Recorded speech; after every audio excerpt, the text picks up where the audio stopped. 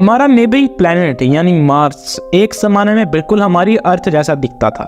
ये मैं नहीं कह रहा, ये साइंटिस्ट का ख्याल है, क्योंकि अगर हम आज भी मार्स पे देखें तो उसका एटमॉस्फेयर और इसके ऊपर जो वाटर है वो कहीं ना कहीं ये इशारा करता है कि मार्स हिस्ट्री में बिल्कुल अर्थ की तरह होता था। लेकिन पता नहीं क्या हुआ, with the passage of time ये बिल्कुल ही अलग हो गया और आज आप देख सकते हैं कि मार्स जो है वो एक बिल्कुल ही, अगर हम अर्थ और मार्स को कंपेयर करें तो बिल्कुल ही अलग व्यू आता है। लेकिन चलो वो तो हिस्ट्री की बात है। अगर हम फ्यूचर में देखें तो आपने देखा होगा कि भाई मार्स पे कॉलोनीज बनाने का इंसान सोचता है और मतलब कि कुछ लोग कहते हैं कि इसके ऊपर जी एटम बॉम्ब्स, न्यूक्लियर बॉम्ब्स गिराते हैं ताकि जी इसकी एटमॉस्फेयर स्टेबल हो जाए। तो आप भी ये सोचते होंगे और मैंने भी यही सोचता था मैं भी, कि अगर हम न्यूक्लियर बॉम्ब्स गिराएं तो इससे स्टेबिलिटी आएगी या तबाही।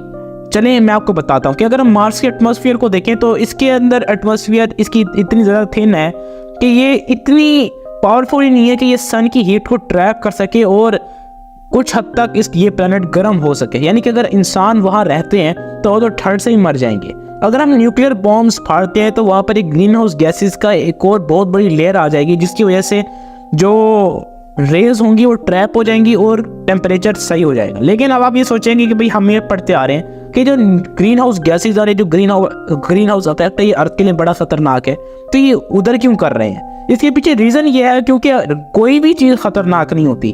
अगर आज ग्रीन हाउस गैसेज अर्थ पे ना होती तो आज हमारी अर्थ का टेम्परेचर 8 से 9 डिग्री भी ना होता, जो कि भाई लाइफ के लिए बहुत ज़्यादा मुश्किल है। इंसान जो है वो तो आज उसने टेक्नोलॉजी मतलब एक बना ली कि हीटर्स आ गए, ये आ गए, जो कि टेम्परेचर को भी कंट्रोल कर सकते हैं। लेकिन अगर हम बिल्कुल ही शुरू से ही 9 डिग्री टेम्परेचर अर्थ पे होता तो most of the species exist ही ना कर रही होती। यही हाल मार्स के साथ था कि इसको कुछ गर्म करने के लिए कुछ ना कुछ मिसाला, नमक मिर्च डालना पड़ेगा।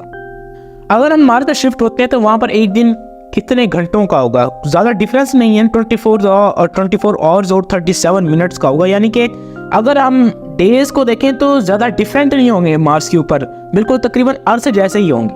अगर हम अपनी अर्थ पे देखें तो सबसे बड़ी माउंटेन जो है वो माउंट एवरेस्ट है, जिसकी हाइट ऑलमोस्ट मतलब एक 8 से 9 किलोमीटर्स के दरमियान है। अगर हम पूरे सोलर सिस्टम में देखें तो आप कहेंगे कि सबसे बड़ी माउंटेन कौन सी है?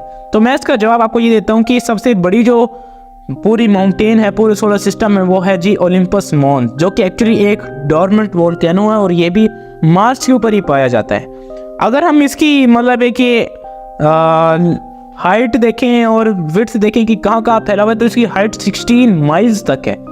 यानी कि आप सोच सकते हैं कि ये माउंट एवरेस्ट से कितना ज़्यादा बड़ा है। और अगर हम विड्थ देखें यानी कितनी जगह पे फैला हुआ है, तो इसकी जो बेस है वो 600 किलोमीटर्स तक है।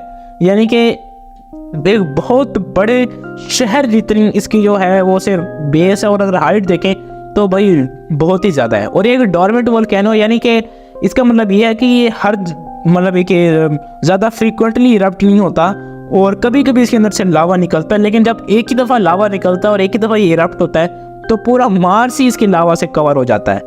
अब हो सकता है कि ये वोल्केनो 400 साल में एक दफ़ा इरप्ट हो, 500 साल में हो या 1000 साल में हो, लेकिन जब एक दफ़ा होगा तो ये सारी कसर निकल जाएगी और पूरा जो मार्स है वो समझे बिल्कुल ही रीन्यू हो जाएगा, रिसाइकल हो जाएगा। तो दोस्तों आज हम अपनी वीडियो यही ख़त्म करते हैं, अगली वीडियो में मिलेंगे, तब तक के लिए बाय।